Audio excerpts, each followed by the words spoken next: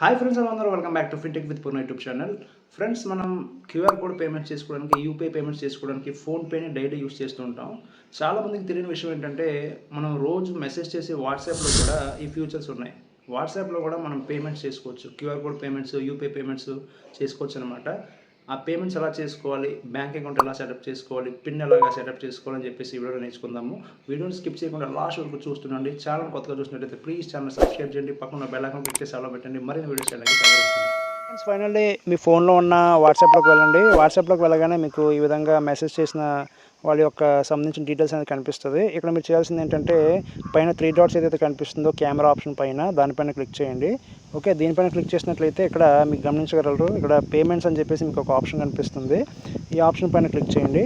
ఈ ఆప్షన్ పైన క్లిక్ చేయగానే ఇక్కడ మీరు గమనించినట్లయితే ఇక్కడ మీకు send payment, okay, send payment, scan any UPI QR code అని చెప్పేసి ఈ విధంగా మీకు కనిపిస్తుంది.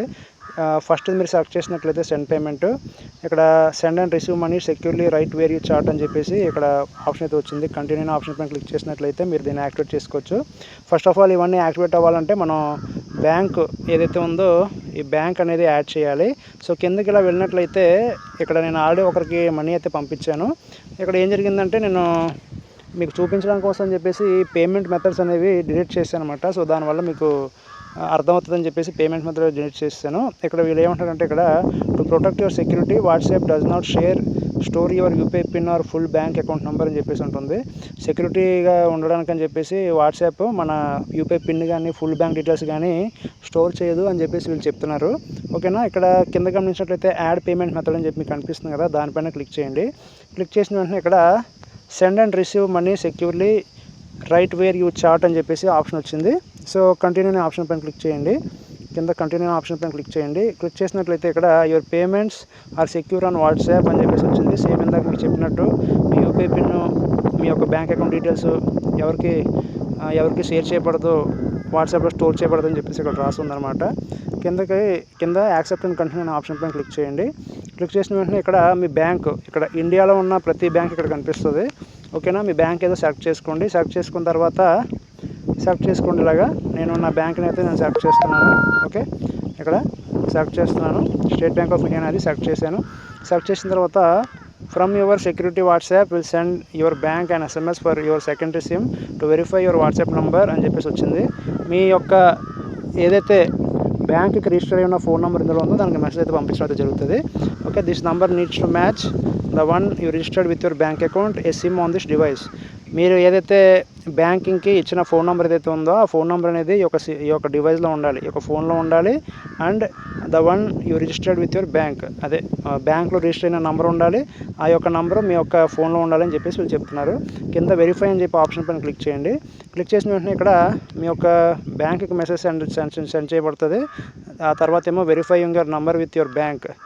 ఓకే, అన్నీ అయిపోయిన తర్వాత డీటెయిల్స్ అన్నీ వెరిఫై చేసిన తర్వాత ఇక్కడ మీకు ఎన్ని బ్యాంక్ అకౌంట్స్ ఉన్నాయో అక్కడ వచ్చేస్తుంది. 1 ఉంటే 1 వస్తుంది, 3 ఉంటే 3 వస్తాయి అనమాట. ఓకే, ఇవన్నీ వచ్చిన తర్వాత కింద యాడ్ అని చెప్పి ఆప్షన్ కనిపిస్తుంది. యాడ్ అనే ఆప్షన్ పైన క్లిక్ చేయండి. క్లిక్ చేసినట్లయితే మీకు ఏమవుతుందంటే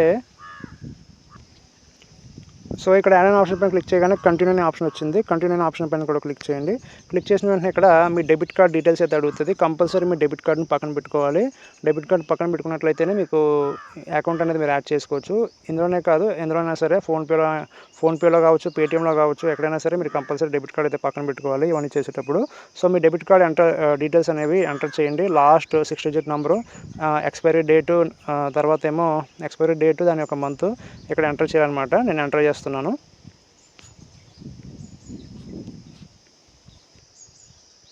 ఓకే, నేనైతే ఎంటర్ చేశాను. ఎంటర్ చేసిన తర్వాత ఇక్కడ మీరు కన్ఫర్మ్ అని చెప్పి ఆప్షన్ పైన క్లిక్ చేయండి. ఓకే, క్లిక్ చేసిన తర్వాత సెక్యూర్లీ కనెక్టింగ్ టు యూపీ అని చెప్పి వచ్చింది.